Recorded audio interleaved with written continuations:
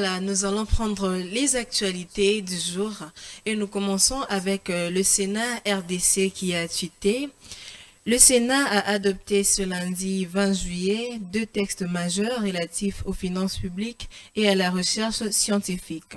Il s'agit du projet de loi des finances rectificative pour l'exercice 2026, voté après que la commission mixte paritaire Assemblée nationale-Sénat a harmonisé les divergences à Paris lors du vote de cette loi dans les deux chambres parlementaires.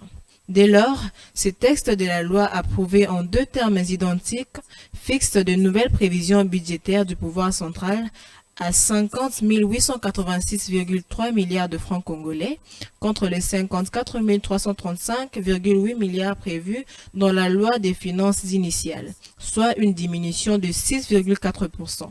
Par ailleurs, les recettes sont constituées du budget général, des budgets annexes et des comptes spéciaux. Prenons également cette information du ministère de l'Intérieur qui a tweeté « Protection du parc marin des mangroves ». Réunion interministérielle de crise présidée par le VPN Chabani Louko. Les vice-premiers ministres, ministre de l'Intérieur, Sécurité, Décentralisation et Affaires coutumières, Chabani Louko, a présidé ce mardi 21 juillet une réunion interministérielle cruciale consacrée à la sauvegarde et à la récupération du parc marin des mangroves situé dans la province du Congo central.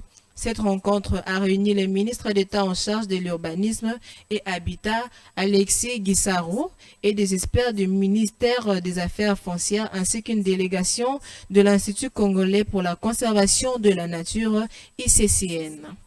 Menacé à ces jours par la spoliation, le parc marin de mangroves est l'une des réserves protégées emblématiques de la République démocratique du Congo, jouissant de plusieurs valeurs écologiques.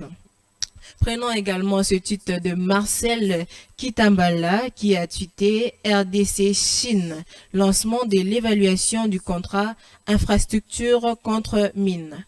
Kinshasa, mardi 21 juillet, une réunion d'évaluation du contrat sino-congolais s'est tenue au Palais de la Nation sous la direction d'Anthony Nkinzo Kamole, directeur des cabinets du chef de l'État Félix Antoine Tshisekedi Tshilombo.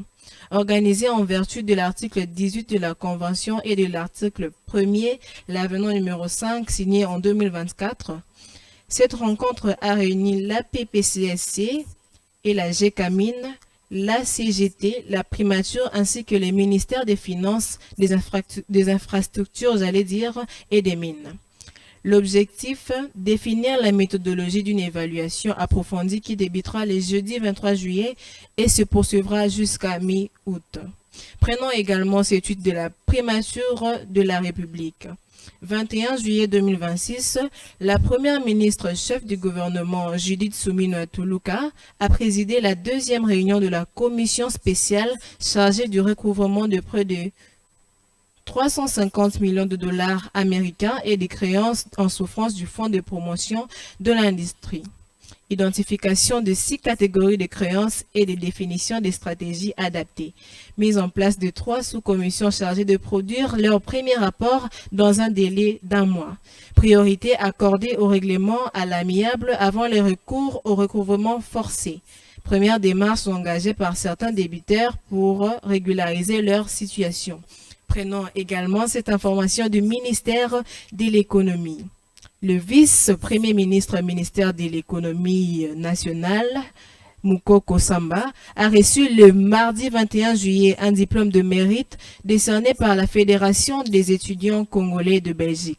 Cette distinction récompense son leadership visionnaire ainsi que les réformes économiques ambitieuses engagées dans son secteur, notamment en matière de lutte contre la vie chère, de formalisation de l'économie informelle et du redressement productif.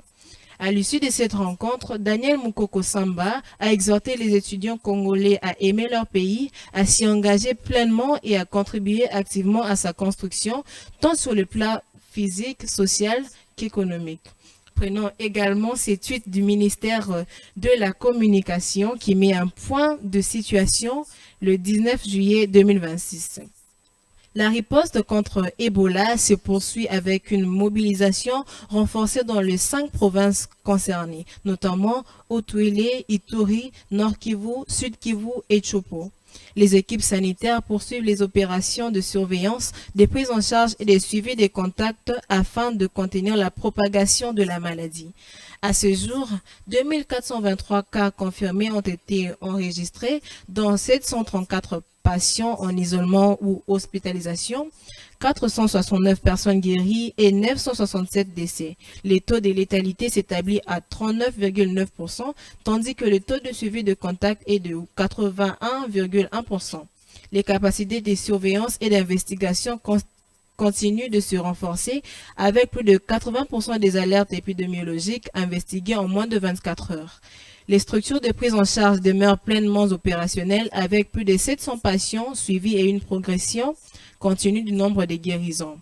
Prenons également cette étude de l'ACP.CD qui a tweeté: nous condamnons fermement l'agression contre l'intégrité territoriale de la République démocratique du Congo et des graves violations, des droits humains qui y sont perpétrées.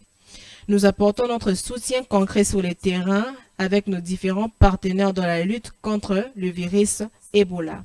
Nous nous réjouissons aussi de l'annonce d'un dialogue politique inclusif et nous espérons que cela permettra d'avancer vers un consensus national pour l'avenir du pays, a déclaré Roxane de Bilderling, ambassadrice du Royaume de Belgique en RDC, lors de la soirée de célébration de la fête nationale belge mardi à Kinshasa, la capitale congolaise. Prenons également news.cd qui a tweeté: RDC, la défense du général d'armée Christian Chiwewe, ex-chef d'état-major général de l'armée, a demandé sa mise en liberté provisoire ou sous résidence surveillée pour des raisons de secret de la défense. En tant que détenteur des secrets de défense, le général Christian Chiwewe ne peut pas être détenu à la prison militaire d'Endolo, a déclaré son avocat. Et prenons enfin ce tweet de la Banque centrale du Congo qui a tweeté: le taux d'échange indicatif du jour, sachez qu'un dollar s'échange en valeur de 2251 francs et un euro s'échange en valeur de 2573 francs. Et un chaîne s'échange en valeur de 332 francs congolais. Ne vous laissez pas influencer par les combustes des rues, encore moins par les spéculateurs. Voilà, c'est tout pour l'actualité d'aujourd'hui.